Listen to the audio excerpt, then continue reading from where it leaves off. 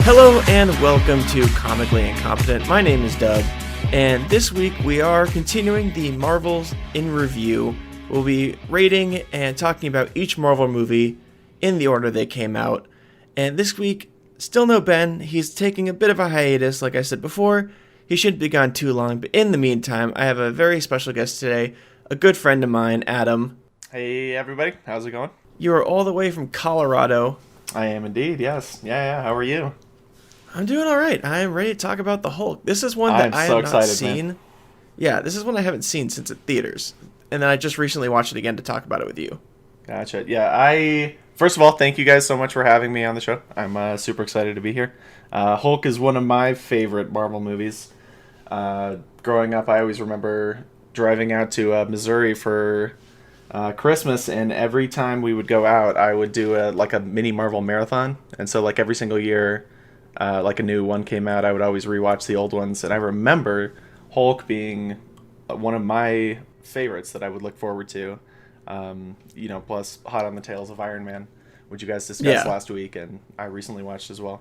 Yeah, it's one that I remember seeing it in the theaters and really, really enjoying it. I wasn't one of the people that thought it was bad, but I just don't know why I never went back and really rewatched it a few times, because I really enjoyed watching it again the other day.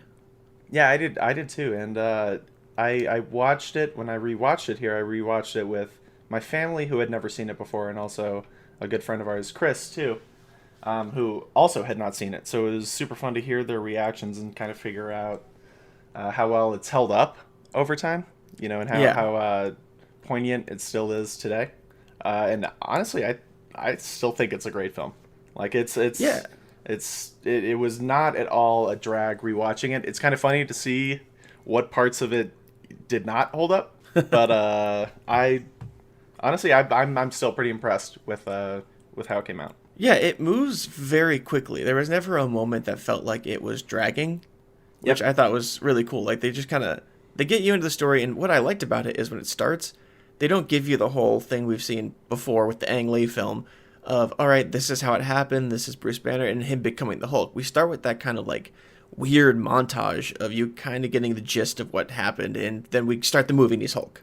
Right. Yeah. And I actually think that that's one of the detractors from the movie. I think, a reason people loved Iron Man is because there's that full origin story right into it. And I think a lot of those clips right from the beginning where you're seeing him transform, you're seeing, the eyes where he's, checking all good with Betty and then, turns right away. That's a lot for the comic fans. And not a lot of the lay audience, I think, got that right away. And it's a lot of backstory crammed into a 2-second intro where you're just starting, right into the story. But I think that also helped the movie a lot too, because you are thrown right into it. Yeah, and I think they did it because we have seen that before. There had been several Hulk movies and TV shows where we'd seen it. There'd never been an Iron Man movie before. True. So I think that's why we had to kind of show that. Just like they didn't show the whole Spider-Man intro in Homecoming because we'd seen it. We'd seen Spider-Man several times in recent history. Yep. But I liked the intro. I liked where we kind of pick up. And I think the elephant in the room starring this movie is Edward Norton as Bruce Banner instead of Mark Ruffalo. Which personally, I like Edward Norton better. I think I feel that he's more relatable. I think he just seems like this kind of average, unassuming Joe, and I think they make a quip about that in the movie. They're who would expect that all this power is in such a unassuming guy. I think that's the word they use. But then I think that gives you a lot of sway and empathy for him because he is so unassuming and just kind of authentic and unapologetically normal. Yeah, I think. Yeah. For me, they both had their merits. I think watching it now, I was trying to picture the whole time Edward Norton doing what Mark Ruffalo did in all the different movies, and I think Mark Ruffalo played a better Bruce Banner in my mind, whereas I think Edward Norton did a better job of wrestling with that Hulk part, because Edward Norton's character, Bruce Banner, is a lot more accepting of the Hulk, even though he hated it the whole movie. You can see like at points he's more accepting of what's happening to him, whereas I think Mark Ruffalo fought it the whole time, and I did like that about Edward Norton's character of trying to figure out like ways to cure it, but then also at the end accepting it, which we never really see Mark Ruffalo do until really Endgame. Yeah, and I think there was a lot of character development even in just the short film, like you see at the beginning where he's trying to get rid of it the whole time. He's super worried, and then they have his kind of like suit upgrades where he's going the pants. He's going to the market. He's getting the Masterecci, the pants, and even when they're him and Betty are in hiding, and she gets him the purple pants, the callback to the old uniform, and I think even though this movie is so short and kind of is a one-off for this version of the Hulk story, even within the MCU, there's a lot of character transformation. Yeah, I mean, I like this movie. I think it's sad that they can really never call back to it again because they changed the actor. Right. Because I would have liked to have, seen something, I don't know, just any sort of like callback to what happened in this movie later on the Avengers. Right. Because on this podcast we've covered Abomination before, and we'd mentioned that Abomination was actually in pre-production going to be an early stage, like kind of pre-villain in Ultron.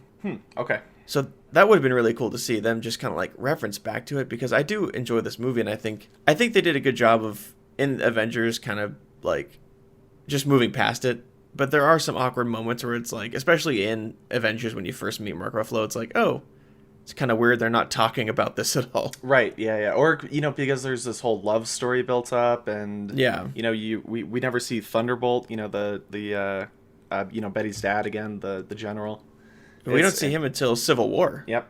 And this is it. There was that whole post-credit scene at the end with him, so you think he's going to be a character in the MCU. But I wanted to talk about why Edward Norton did not come back, and I've heard a lot of conflicting reports, and it doesn't really seem like there was a static reason why he left. From everything that I could find, it came down to like creative differences, plus he allegedly didn't have the time commitment to invest himself and throw him into what was going to be 3 to 4 years of coming back and B-roll and shooting and Avengers and probably a second Hulk film. Yeah, I think I'd heard that it was several things, like it wasn't going to be enough. He wanted more money and Marvel couldn't give it to him, or like you said, the time commitment. And I think I think they only had him sign on for like 2 or 3 more movies, but then when you think about it, he really would have had to go for another 10 years doing this character. Yeah. And I think it worked out. I think I prefer, just as far as like what we've seen, I prefer Mark Ruffalo, just because I think I preferred Edward Norton until Thor Ragnarok, when you really get to see Mark Ruffalo and Hulk really become like the full-fledged out character. Mm-hmm. But I mean, this Edward Norton one, I thought he did a good job. It was weird to have him swap out, because unlike when they changed Terrence Howard out for Don Cheadle, they didn't really reference this one. Because like in Iron Man 2, which we'll talk about next week, they have that scene where Don Cheadle's like, yeah, it's me, get over it, move on, like referencing that they changed the actor. Whereas this, they kind of just swept this one under the rug, which I thought was an interesting choice, to kind of just pretend this didn't happen in any way. Whereas, at least, I don't know, I just thought that was weird. I thought, I think with this coming out and being so early in the MCU, I think they were still trying to test the waters. This movie reads very differently than Iron Man. I think it's more of a Christopher Nolan Dark Knight take on the universe. Like the jokes are there, but they're not as poignant and as in your face as they are in Iron Man, right? It's more of just like little quips here and there, but you're like kind of tense and on the edge of your seat the whole time, like you're on the run. I think in looking at both of those movies, they saw the amazing success of Iron Man. They saw the character and fun personality that Robert Downey brings to that role. And I think ultimately that was the direction they went in. But I think these were two passes at, okay, what is our future? What is our direction? Yeah. Especially because they came out, within months of each other. Yeah, they came out the same year, which was right after another. And yeah, you're right, had completely different feel. Like, I don't remember as a kid knowing that this was supposed to be in the same universe until the very end when Tony Stark comes in. Because they just felt complete. This to me felt and looked more like a Tobey Maguire Spider-Man or a Fantastic Four. This didn't feel like a Marvel, because I think they set the bar so high with how good Iron Man looked as far as like even just CGI. Yep. And then this was just just didn't reach that bar, so it didn't even feel like the same universe. I think that's also kind of why they wanted to sweep it under the rug. It just didn't hit that bar that they wanted it to hit. Yeah, and I think cinematically too, Iron Man just has all the elements of a blockbuster, that we know today. Yeah. Right? They have an incredibly compelling love story, between Robert Downey and Gwyneth Paltrow. Like, they have just such fabulous chemistry. Everything's on point. Jon Favreau, amazing director, just, I think, knocked it out of the park. And I wanted to mention that the director for this movie, Louis Leterrier, from looking at his past work, it seems like they kind of took a chance on him for this one, right? Whereas for Jon Favreau, I think they went, bursting out of the gate with a well-known and established director, and I think I don't know. I think that might have been a little bit of a downfall for this movie, that it just didn't have all of those polished and rounded edges. Yeah, and yeah, definitely, I would agree with that. Yeah. And I like that this movie. The way it starts out too is once we kind of have that intro scene, we find Edward Norton, we find Bruce Banner in Brazil 158 days without an incident. I thought that was a cool, like, that timer that they added in this movie. That was, I think, one of the coolest parts of it. Yeah, because it also, throughout the movie, gives a sense of time and a timeline, right? Because it's there's a lot of very ambiguous, I think, cuts in a lot of other movies, and you're like, is this years? Is this days later? And this was just a very subtle way of giving you, as the viewer, a grounded sense of being in this story and understanding how much time has taken place. Because, like the Hulk, he kind of like goes nuts, he runs away, and I love the scene where he wakes up and he's like, he's flagging down the guy, and he's like, oh, are you the Meadu? And the guy's like, what? He's like, I don't speak Portuguese. Oh, yeah. And he's like, where am I? Right? I think that's so fun, especially as a viewer too. That's always a great reason to teach you things, and make it new for you also, while also not cheesily being like force feeding you a narrative. Yeah, and what else do we find? We find him in this movie working at like a soda plant in Brazil. Speaking of which, that's the drink I have right here. I have a lime Jarritos that I'm about to pop. So, cheers to that. Okay. Oh yeah, that reminds me. Also, I didn't talk about. We do also have a beer that we're pushing. This is from Smog City Brewing. We've done Smog City in the past. The Amarilla Gorilla, which I know Amarilla means yellow in Spanish, but the picture is a green gorilla, and I thought that worked because Hulk is just a big, monstrous green gorilla, basically. That's perfect, yeah. So I'll talk more about that at the end of the show. Cool, yeah. I was gonna say too, I think the probably very obviously because of the Hulk and everything is green, that's why they went with the green soda. Because this movie seems like it's very obviously sponsored by Coke, which is funny. Like you'll see him, he's leaning up against Coke machines. It's I remember him drinking it in one scene, and I'm thinking like, oh, why wasn't it like a Mexican Coke factory right at the beginning? It was, and this reminds me of that opening sequence, right? The chase scene at the beginning when he he goes back and forth and with the bottles exploding, and there's I love that scene because it's the first time you get like little glimpses at the Hulk, but you never really see him. You get a little sense of scale, but everything is in what you don't see. It's him coming out of the smoke, but you don't know what you don't really get a size of scale just yet, and that makes it way more intense. Yeah, and also in that scene you're talking about too, he speaks, which Hulk never really. I feel like in Mark Ruffalo's Hulk doesn't really speak that much. He talks a lot in this movie. Yeah, he does. And I found out that Lou Ferrigno did the voice for him for that. Who, he also plays the security guard. The security guard. Yeah, in the scene. It's funny. I met him a while ago. Oh, really? Where? Yeah, I volunteered at Denver Comic Con for a couple of years, and he was there the second year I worked.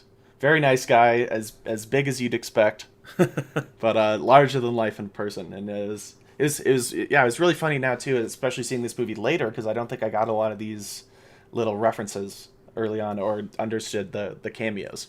Yeah, this movie is full fan service for comic book Hulk fans, which I love, because I feel like we started to steer away in the MCU from like the comic book fans and became more of like this, like a self-contained cinema of superheroes. Whereas I think I like that this reference back to comic books and old TV shows and old movies, and like was big fan service for fans, like really big actual fans of the Hulk.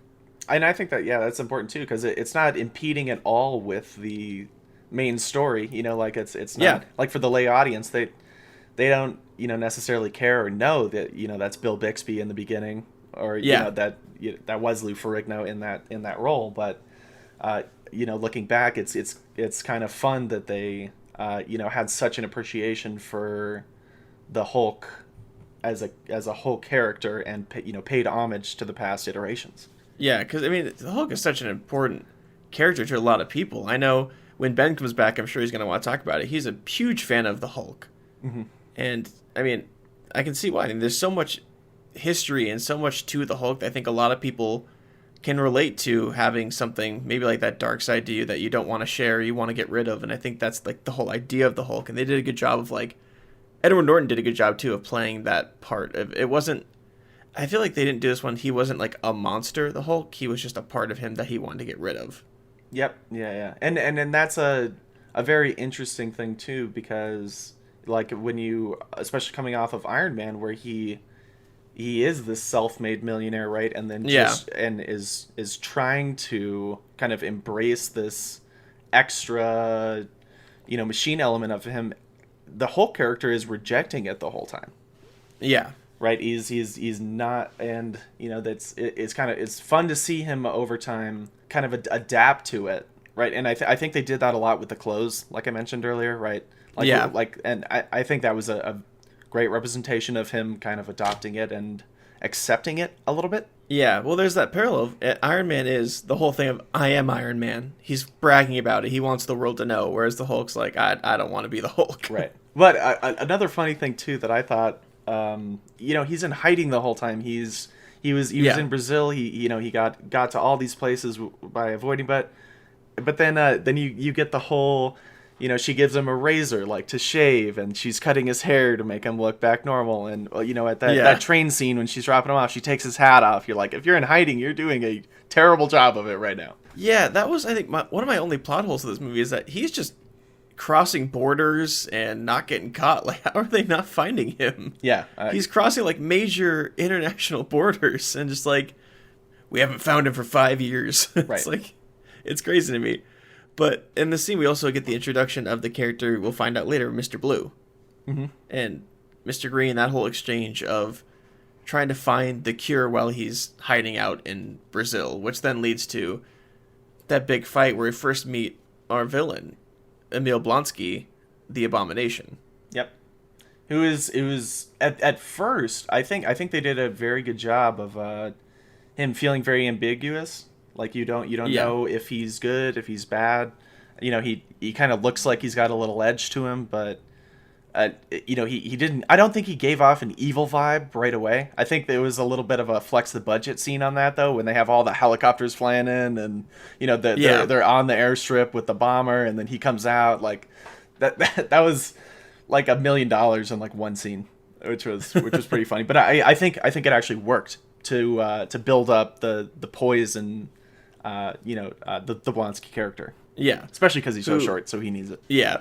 Which I think one of my favorite things about this villain is that he wasn't in it for, like, the money. He just wanted to beat the Hulk. That was his whole thing. His whole motivation was, I just want to beat the Hulk. Yep. And I thought that was an interesting... It wasn't like, I'm in it for the money, or like, what was it, the Ironmonger, where he's like, Tony! And he's like, fights him because he wants control of what Tony had. Right, Like, this... Blonsky was just like, I just want to beat the shit out of the Hulk. That's all I want. Yeah. And I think that that sentiment is echoed in that scene where he's talking. Thunderbolt, is that what we call the general? General Ross. General Ross? Okay. We call him Thunderbolt in this movie, but then in the rest of the movies that we see him in the MCU, he's just General Ross. It's so hard to figure out names too. They really never talk. I didn't know his name was Blonsky until until recently. Like they only say it like once or twice. But really quick, getting back to the one scene where Ross is like, you're how old are you? And he's like, he's like 43. He's like, you should be a colonel or a general by now. And he goes, no, I'm a fighter. And I think that speaks back to, him just wanting to beat the Hulk, and that's his motive, right? Whereas you're talking about Obadiah Stane, and I thought Obadiah's was a much weaker villain story, because you're like, why the whole time, like what, like he like why does he just want to, why is he trying to overshadow Tony? That I felt was a lot weaker. I felt like Blonsky's motive was a lot stronger in this movie.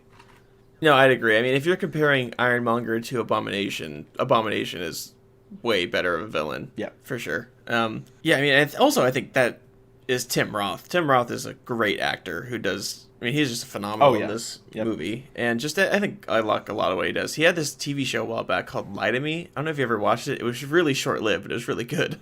I didn't know. It was like it only lasted like a season. I don't know why it got canceled. I really enjoyed it. Yeah, and I think there's a lot more this movie is very visceral, right?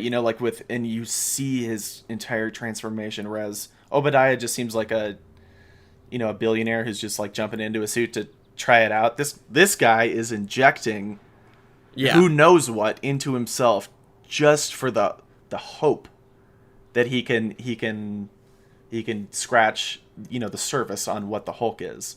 Like he doesn't even know. And I love how they kind of build it throughout. I think the end sequence is very rushed, and it goes from like 0 to 100 like immediately. But I love that scene where they're on the college campus and you see him running and he's just sprinting twice as fast as the rest of the squad. Yeah, full Captain America moment. I mean, it's the same serum. Yeah, absolutely. It's supposed to be the same serum. Gotcha. Yeah. It was at the program that's the program that they're talking about, right? They're trying to recreate the serum that was given to Captain America, but they obviously failed, and it just messed with Blonsky's mind. But this movie also that reminds me, has a lot of references to future movies that, I don't even think they knew was going to happen. They referenced Captain America, kind of. They're like, back in World War II, they created a serum, and he's like, the super soldier. Yep. And there's kind of like just these slight references, and apparently, I heard about this recently. I don't know if it's true. I'd have to go back and watch the movie again. Apparently, there's a portrait of Captain America somewhere in the background of one scene, and in an alternate intro on the DVD for The Incredible Hulk, there's a scene where you see like Captain America's shield or something. Okay. So they kept referencing Captain America in this one because that makes sense. In the story of Emil Blonsky and the Hulk, they were trying to recreate the super soldier serum. Gotcha. Yeah, and that totally makes sense. Yeah, it's also funny too to see how, I've always been a fan of the movies, but just now getting back into them, I notice a lot of the similar tropes just in the comic book universe, right? It feels like Iron Man and the Hulk were like kind of the same movie, just edited differently and put in like it. I think it's always funny too with superheroes. It feels like they just fight a different version of themselves, right? Like, and he's not fighting anything foreign or alien. It's literally just a guy who was trying to be him, right? And go ahead. Yeah, I was gonna say, Ben and I have talked about that before on the podcast. Marvel falls into that hole almost every time of the hero fights basically another version of the hero. I think Black Panther fighting Killmonger was just Killmonger was in a Black Panther suit and it was the same thing. Mm-hmm. Or Ant-Man fighting Yellow Jacket. Yeah. The same thing. Iron Man fighting Obadiah, right? In a discount Iron Man suit. Same thing. It was just like they fall into that trope. I mean, Hulk fighting Abomination. It's all the same thing, and I think that's the only downfall I see is that I had talked about last week with Dom was Marvel I think not fall. I don't want to say falls apart. That seems too like intense, but struggles when it comes to their villains. Whereas I think DC owns that villain. Like the villain is the best part of a DC comic, usually, at least in my opinion. Yep. Whereas, I mean, like as good of a job as Tim Roth did as Emil Blonsky, as cool of a villain as Abomination was, it was just the Hulk. Right. It was the Hulk, but gross. Yeah, yeah. Grosser. And that the whole end sequence was where they're going back and forth, and Hulk's getting thrown, miles, and then gets up, and then it looks like all is lost when it's getting dug into his chest, and then apparently he just stands on his chest at the end, he's like, and she's like, no, don't kill him. And you're like, why? Like what happens now? Like how are they going to restrain him? He was just going crazy earlier. When the Hulk leaves, what are they going to do? That I wish there was a second movie to this, because there's so many unanswered questions, and it's so open ended right there. I don't know. I think it also makes sense because I think a lot of the Hulk's villains are basically the Hulk. Like, isn't Red Hulk a villain? Yep. It's the Hulk but red. Yep. Yeah, and then so we've seen all this stuff. We've seen that to this point in the movie. We meet Emil Blonsky. We also have met, a character we haven't talked about yet, Betty Ross. Yeah. Played by the amazing Liv Tyler. Yep, she's beautiful. She is fantastic. My high school crush. She's gorgeous. Yeah, I mean, Lord of the Rings is my favorite series of movies ever of all time, and she is the amazing Arwen, the elvish princess, and she's fantastic, amazing. I love her in this movie as well. She plays a really good job. She does a really good job of playing this character who's not just kind of like is so good at helping him move forward. And also, interestingly enough, I thought watching this movie again, she does a better job of calming the Hulk down than Black Widow ever did in any of the Marvel movies that we see her trying, like Sun's getting real low. Yep, yeah. She does a better job. She can immediately calm him down. Yeah, and she's not afraid. And it's I no, love the editing sequences, the first time he sees her on the college campus, and then he's hiding behind the tree, and she looks up, and it for a second as the audience you think, "Oh, we've been spotted." But then you see it's Ty Burrell, great, of course. Yeah, it's a Modern Family dad. I feel bad that that's all I know him as, but I mean, I forgot he was in this movie entirely because all he does is rat them out, and then he's a snitch. Yeah, he's so weak. He's and I love how everybody and their mom shows up at that college campus fighting scene. The school newspaper reporter's there and recording it, and then he's there. Everybody just came for that meeting. It's I didn't get the memo. It's where was the email? Yeah, which also now I think talking about Ty Burrell, what happened to him? She was dating him, and then she just runs off with Bruce Banner, and we never see him again. Yeah, right. I would feel so bad if I was him. That late night, right at Stan Lee's, right? Yeah. And she's just leaves. He's in the middle of a hilarious story, supposedly, and then she just gets up and walks away with no explanation. He's just what is going on? And then she goes and chases Bruce. I love that scene though. Yeah, it's a good scene, but you almost feel bad for the dude, and then you remember that he's a snitch. Yep. And I thought it was funny. Yeah, right after that too, though, when she's looking for him, and so that actor Stanley too was I can't remember what his name is right now, but he voiced the Hulk in the animated series. Oh, okay. I actually didn't know that the guy with the white hair. Sorry, kids. Yes. Yeah. So so that was pretty fun. But I thought it was funny right after she ran into the alleyway and we see him hiding behind the trash can.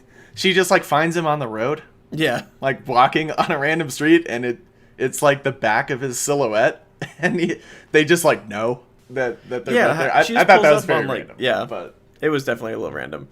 So then we have, I think the next big scene after that is, she hides him, and then they have that fight where we talked about, on the lawn, big fight between, and then that great, I think one of the funniest shots I laughed out loud is when Blonsky walks up to Hulk and he's fronting. He's like, I He wasn't even Abomination yet. He's like, I can kick the shit out of you, and then Hulk just kicks him into a tree. He just gets like, everybody's like, oh, he's dead. Like, That was fantastic. I remember my family saying like, oh, that'd be hilarious. Like, I know this isn't the case, but that'd be hilarious if he just dies right there.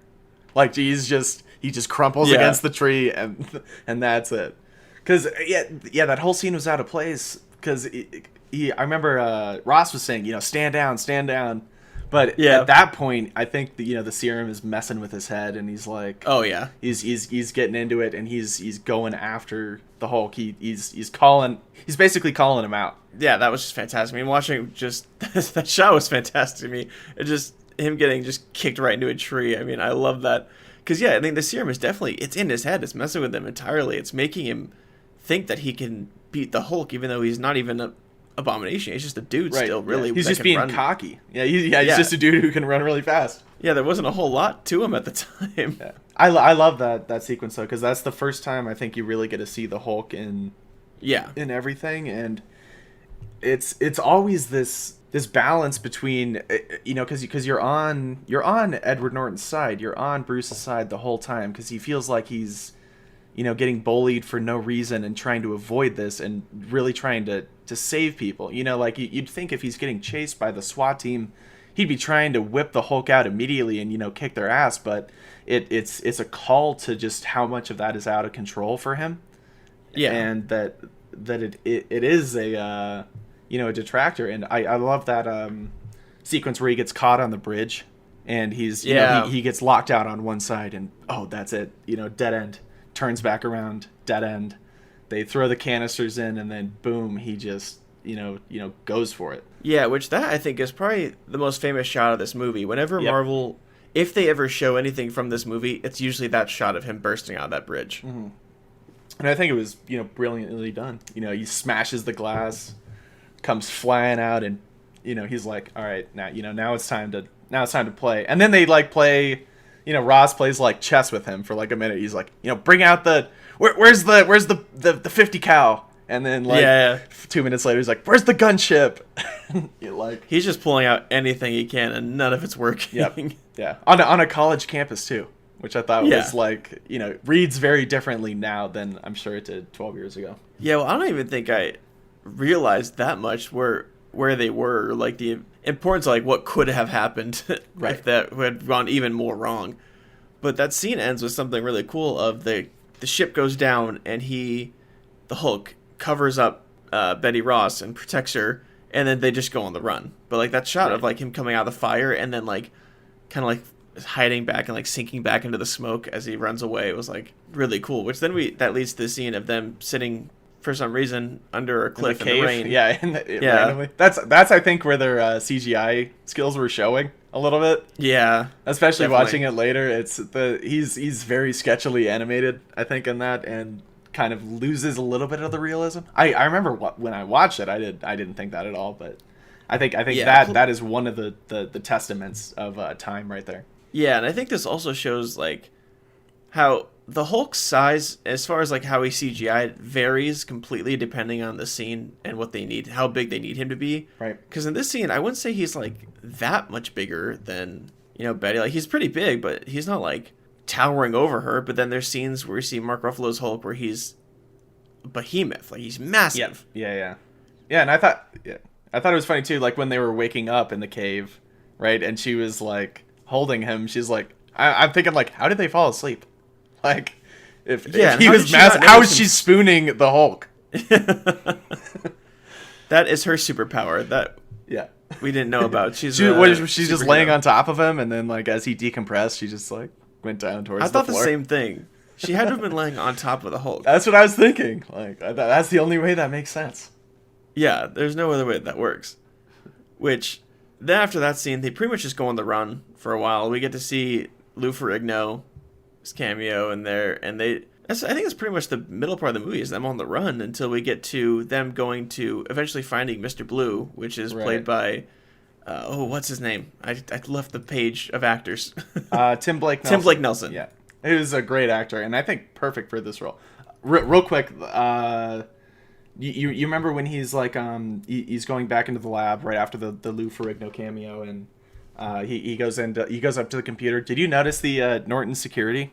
I didn't notice that. He logs into a Norton VPN when he goes to to search for himself and find out if there's any record of him or anything on there, and then logs back into that old 2008 AOL anonymous anonymous chat room.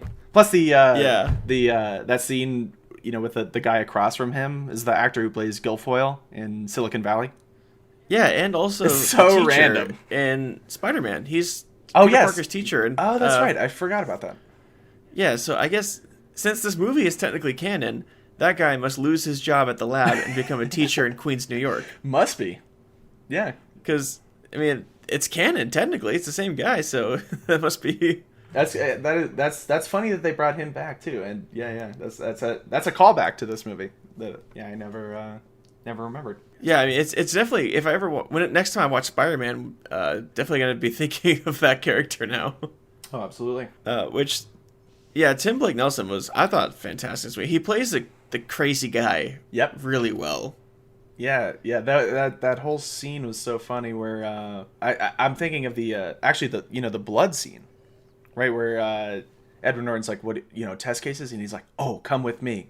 Oh, right? yeah. And, because and there's a lot of blood in this movie, right? You think it starts off with the prick at the beginning on his finger, falls down through, he stops the entire plant. Right, it leads into Stan Lee's cameo, which I thought was awesome. In this movie, he's packed a little more punch than he was looking for. I thought that was a great line. There's that, and then there's the sample scene where he's testing with the flour that he gets from the guy off the street, and then breaks the slide, and it comes to he's trying to avoid that the whole time, and then when he sees this, it's just it's jarring. He's like, we have to get rid of this. This is exactly what he's trying to avoid, right? He's trying to get rid of this thing the whole time. He wants, none of this recorded or tracked or duplicated. And I think that scene was very short, but super powerful for everything that led up to it. Yeah, definitely. Which I also thought was interesting that, having Tim Blake Nelson play, was it Samuel Stearns? And then we see him kind of becoming a character that they never bring up or even show again. He becomes the leader. Yes. Who in the Marvel comics is a decent character, and they kind of allude to it. And I think that was another fan service for comic book fans to know. Oh, Samuel Stearns. You see his head starting to get big at one point. He becomes the leader. We never see him again. Right. Yeah. He's got that goofy smile. Yeah. But you're right. That scene was. And I think that shows, too, his motivation is not as a villain. His motivation is a scientist that just is obsessed with it. Yeah. And I like that a lot, too. There was no motive there. And, he was not thinking at all about the dangers of it. He was literally doing it just for science. He's got that mad scientist. He's banging on the machines. Some of them aren't working. He's like, oh, you got to be kidding me. Mid-session of the peak of his, career. And well, and there's so much unknown. He's he says, this may only stop this one incident. This could be permanent. I have no idea. Yeah, we're just going for it. Yeah, which reminds me, another scene we glossed over was when after Blonsky gets kicked into the tree, how he recovers almost the next day. Yeah, because of the serum, which then makes them put more into him, and then he keeps adding more and more, which then we see in the scene with Dr. Stearns. Him adding just more, just consistently, he needs more to be better. Yeah, I like the. I thought this movie was actually very well directed and edited. I mean, all the scenes are very powerful. Everything that's put right next to each other. I love that scene where he's totally incapacitated, but you see his fingers twitch and then pull into a fist, and then it cuts away. Right? It's it's very powerful. I think has a lot of calls to Iron Man in that early kind of experimental, let's just go for it phase. Let's just see what happens and see what the reaction is. Yeah, it's very nuanced. I feel like the downfall of it, though, is that it is very easy to gloss over because of, I guess, its insignificance to later Marvel movies. It's very easy to gloss over this movie, but I think it deserves more than it got, for sure. And I know there's absolutely a lot of people who didn't like it, but I feel like for the people who don't like it, you may have your reasons, let us know. But I think most people who don't like it because it just has nothing to do with anything that comes after. Yeah. Well, I think it was also unfortunate timing. I think it got completely overshadowed by Iron Man, and even now watching it with our friend Chris and my family, they're like, this actually was a great movie. I'm surprised we never saw this. Like, this is totally something that we would have seen. I think if had Iron Man come out 2008, Hulk came out maybe 2009, I think it would have changed the course of the MCU permanently. I think had this been the blockbuster of the year, it would have changed the entire narrative. Yeah, which you're right. I think it was overshadowed. 'Cause I remember in 2008, my mom took me to go see Iron Man because she was a big fan of Robert Downey Jr. and wanted to and she loved the movie because it's just a good movie. Oh yeah, superhero movie, anything. So then when this came out a few months later, she took me to see this, and she was like, "No, this is not for me. This is not my thing." Which I think having Iron Man feel one way and this feel completely different, right? Kind of also, and then you're right, overshadowed by the level of that Jon Favreau brought to Iron Man. Like, it's just, I think this movie, you're right. I think it was a lot of bad timing. No. I think, Iron Man's very complete too, right? They're really, you don't really see the cracks and holes that you see in Hulk with that. That's a very polished movie, and they set the bar with that. Yeah, and I think also, if this would have come out maybe closer to Iron Man 2, because I know a lot of people don't like Iron Man 2 as much, that could have made this one look a lot better as well. Oh yeah. And I think the CGI even still looks good, except for that cave scene. I think is pretty bad. But I think the downfall of this too is that this came out a few months after Iron Man, and it doesn't CGI wise look as good as Iron Man. Yep. Yeah. There's a lot more, I think, technical CGI in this movie, and I think you definitely see them try to put all of that into the Hulk.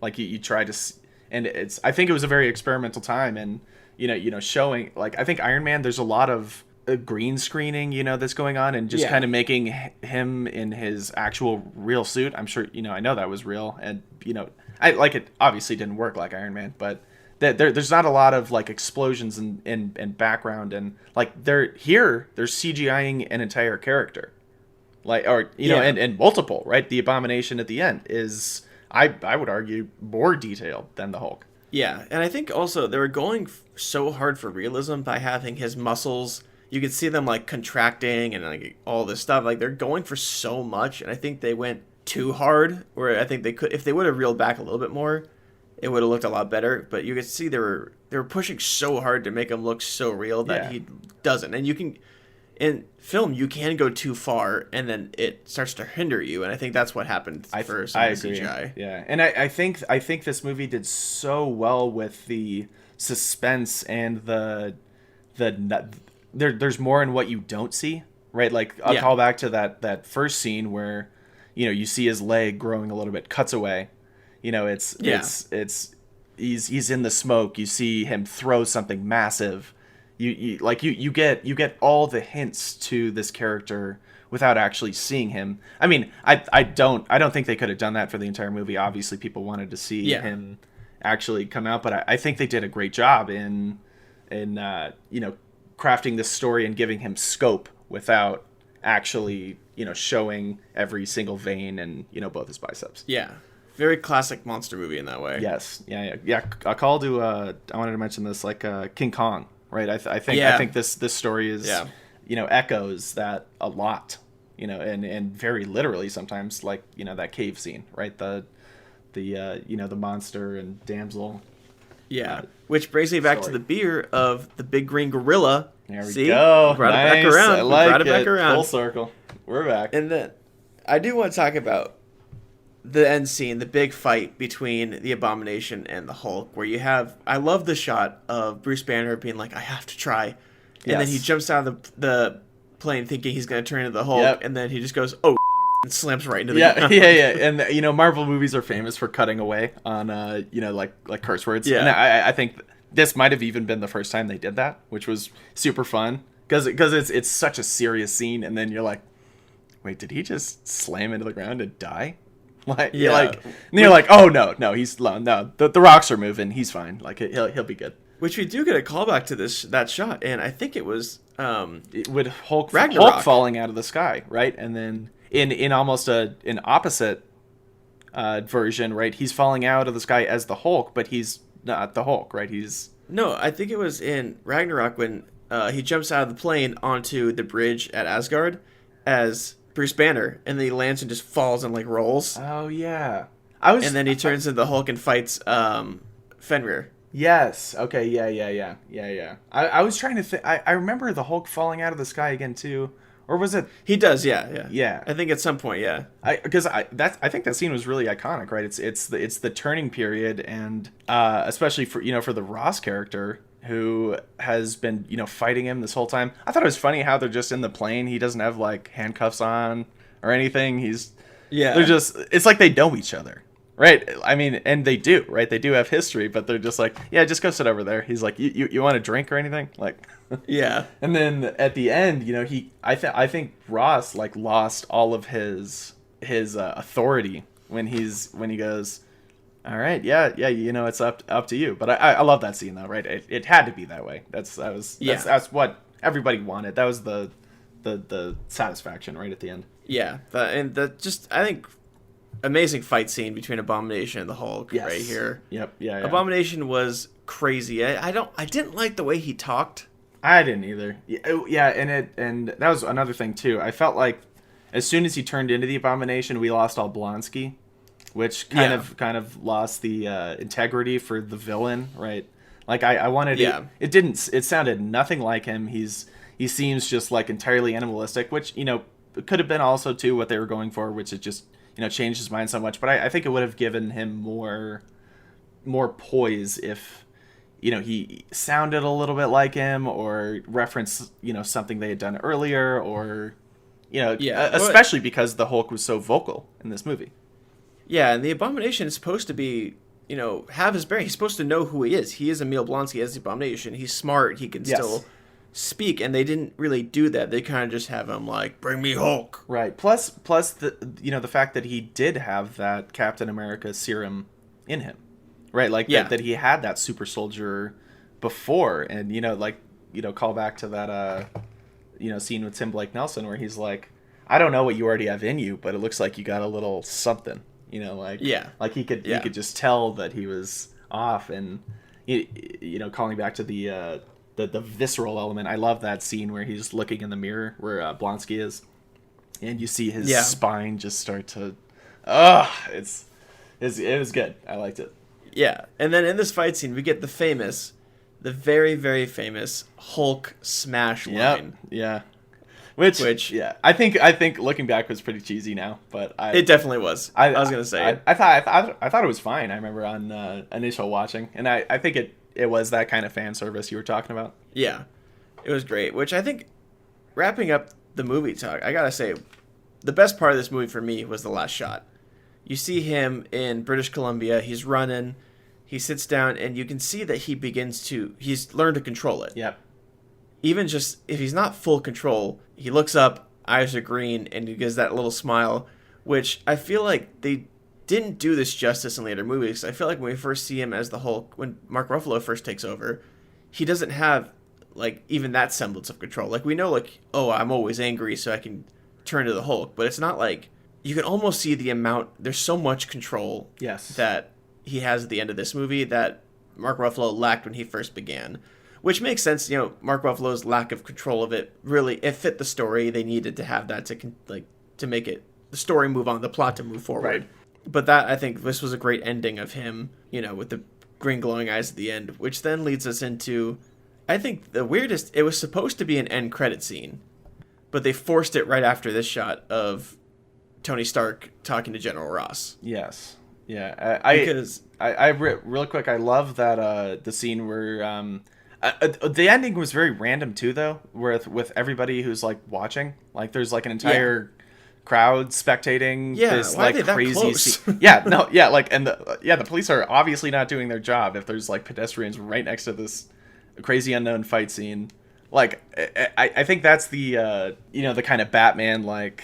When he's a fugitive and runs at the end of Dark Knight, and Yeah. and like it's the city. I think that's why he didn't kill the Abomination, is because that was the public view of the Hulk, and I Yeah. think that's what Betty was calling out, right? Like obviously you want to kill whatever that thing is. That's the whole point of going down and fighting him. It's not like a bring him back in for a reward type of situation. But that was like what image does he want to portray? But after that, the helicopter has the spotlight right on him, and you see him jumping over rooftops, and I think echoing that first chase scene with the parkour in Brazil, where he's running through that chase scene, right? He's going through the curtains, he's going through the laundry. You see that guy fall down through it, and I think it was a great way to just wrap up the entire movie. Yeah, definitely, I would agree. Yeah, I mean, this movie was, I think if they would have just ended on his glowing eyes, I think it would have wrapped it up so much better. But you could tell after the success of Iron Man and them kind of figuring out that there's going to be more, they forced that end credit scene to right after that shot. Yep. And with Ross at the bar and meeting Tony Stark, it's just, I think it was a cool scene. I remember being like, "Whoa, this is the same universe!" Like as a kid, like being like, "Oh my gosh!" Right? You're like, I was expecting Robert Downey to be in this movie, and then he of course he's there with his whole personality and attitude, and it's right after Iron Man, right? Yeah. I think I remembered hearing that they kind of used that when touring with Iron Man, saying like, "Hey, check out the Incredible Hulk because there may be a little something in there for you."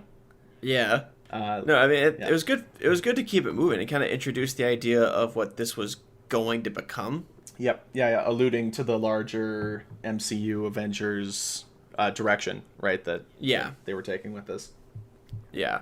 All right. Well, I think that was a good talk. I think I'm going to move on to the beer now. You good with that? Yeah, absolutely. So we are doing Smog City again. We've done Smog City on this podcast before. They have 3 different locations in Torrance, which is only open for to go and delivery in these crazy times, but their 3rd location in Long Beach is actually open now for dine in and also drinks to go, and then their location in Hawthorne or in Torrance on Hawthorne is open for on-site dining as well. And this beer is the Amarilla Gorilla, which I really liked. It was really, really good. It was an Indian pale ale they describe it as a juicy tropical hop bomb, which I really enjoyed it. It was really good. It had notes of mango, papaya, and citrus, which I gotta say I didn't really taste too much. I love how beers throw a lot of those little things in, and you're like, "Wow, really?" Yeah, like you could taste the mango, but I didn't get papaya really. And then like it smells of pine, and I was like, I didn't smell pine, but it was really good. I mean, it was definitely smells like wet caves. Wet caves and wet Hulk. It was a good beer. It was a really good beer. I definitely check it out. They have a lot of really good stuff. Yeah, we'll have to get one. I used to actually live. Yeah, I used to live right near the Torrance location on Del Amo. So I've been to this brewery several times. And last week we had our friend Dominic on. I've been there with Dominic a few times as well. It's a really good brewery. It's a lot of fun to hang out at. They have like cool ambiance. They'll have music and bands or stand-up comedians and stuff like that come out and perform while you're sitting there enjoying a beer. Cool. And they have food trucks and stuff like that. It's a really cool vibe. Adam, if you ever come out to California, we're gonna have to hit some of these up. Absolutely. No. I can't wait for all of this to end. Obviously, we gotta be respectful during these crazy times. I'm glad we have outlets like this and can keep being creative. I thank you so much for having me on here. I think this is awesome. Before we wrap up, though, I actually have 2 surprises for you. Okay. Something what do you got? funny, real quick. I'll shoot you a couple photos. I actually have a photo signed from Ty Burrell from. Oh, really? From this movie, a shot from this movie. I just threw it up here. Oh yeah, you do. Oh my gosh. Which is that's you remember that scene where he's talking to Ross, the snitch scene. Yeah. Well, in this scene he's like saying how he is not going to tell Ross anything else because he thought that he was going to protect Betty, but really he's just trying to get the Hulk. Right. Yeah. He just kind of fell out. The other thing, I have a little gift on the way for you. As you know, autograph collector. Oh, nice. I have issue 1 Wolverine Hulk comic book signed by Lionel Francis Yu, who's one of the authors of the series. This is sick. So that guy is in the mail, on its way to you. Just as a thank you for having me on here. Oh, you are just the sweetest. Yeah, no worries. Are you okay if I post these pictures on our social media? Absolutely. Yeah, well, guys, check it out. We're at Comically Pod on Instagram and Twitter. You guys got to check these out. These are fantastic. And I think the last thing we got to do to wrap this up is you got to give me some comically ratings here. All right, let's do it. So I think you got to give me Hulk as a movie on its own and Hulk as a movie for the MCU. Okay. Do we have a scale? Are we going like out of a number or in 1 out of 10 comicallys? Okay. So for comically, as in like how funny it was? No, that's just the rating system Ben made up. Okay. All right. That's just what we call them. It's 1 out of 10 on how good it is. Ben coined the term comicallys on like our second episode. We've used it every episode since. Can I ask what you rated Iron Man at? So I actually have that written down. I'm keeping a list so that we can do a final review list. So we had Iron Man as a total movie. As a movie on its own, we had, I think, As a movie in the series, we had 9.2. As a movie on its own, we had 9. Okay. Just because I think that had a lot of importance to it. So I'm gonna keep your overall rating and write it down so we can use that at the end. I would give Hulk an 8. I overall or on its own? In relation to the other movies? Yes. In its entire place in the universe? Yeah, so 2. I'll need 2 from you. I'll give it a 7.5 overall. Okay. Yeah. I think as with its relation to the MCU. Perfect. All right. And what about on its own? I'd give it an 8.5. 8.5. Okay. Yeah. I love this movie. I think it's actually held up very well. Like I'm shocked how the tech doesn't, obviously, but I think the editing is great. I think the callbacks are great. It's every single time you watch it, you have more to find out. You have and that's a great thing about watching it with new people and trying to see its testament of time. I love this movie. Yeah, I'm gonna match you on those. I'm gonna say the same thing. Great. So before we wrap up, next week we're doing Iron Man 2, and Adam, I would love to have you back for Iron Man 2. I would love to be back, man. I think that'd be awesome. Do a little, we go back to back. Perfect. And then week after, we're doing Thor with who we've referenced in this episode a couple of times, our friend Chris. We'll be back and we'll be here and do Thor with me.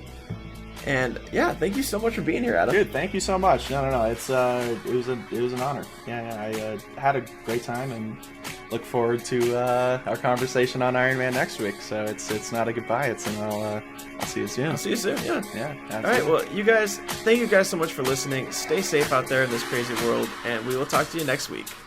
Adios.